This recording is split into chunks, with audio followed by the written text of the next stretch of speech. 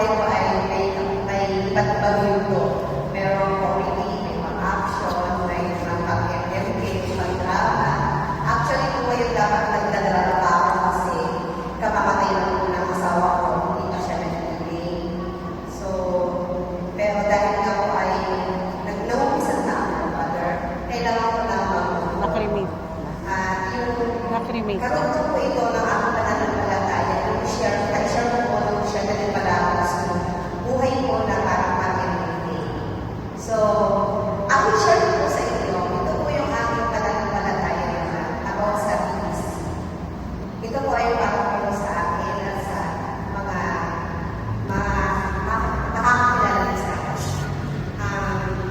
Ako po ay, matagal na po ako ang member ng PTC na dinadalang po ni Mama Guada sa amin po sa Governor Hills.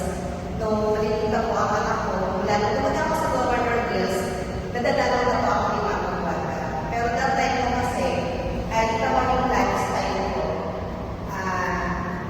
Iba pa po yung lifestyle ko noon. Isang po nabalang po si Mama Guada, isang po yung bahay namin, puno-puno ng tao kasi marami pong lasing.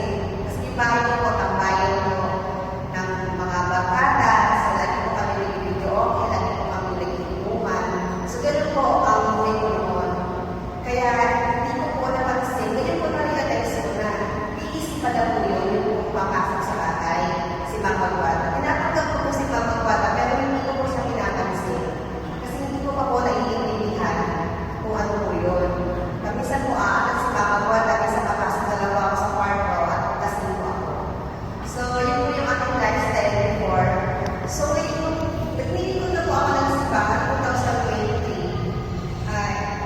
Ilan po ako nagtitagal sa PC namin para maging member ng PC. Pero hindi ko pa rin po yung pinapansin kasi hindi ko pa po naiintindihan kung ano po yung PC.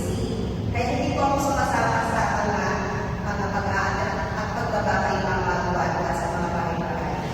Pero noong 2024 po, nung ako po ay nag-formation sa katikista, naintindihan ko na po kung ano yung sabihin ng PC.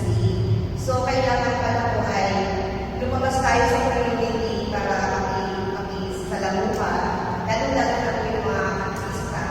Dahil sa community po, marami matutulungan. Kaya, yun po, after ko po ma-install ng katikista, bumalik po ako sa PC. Kaya po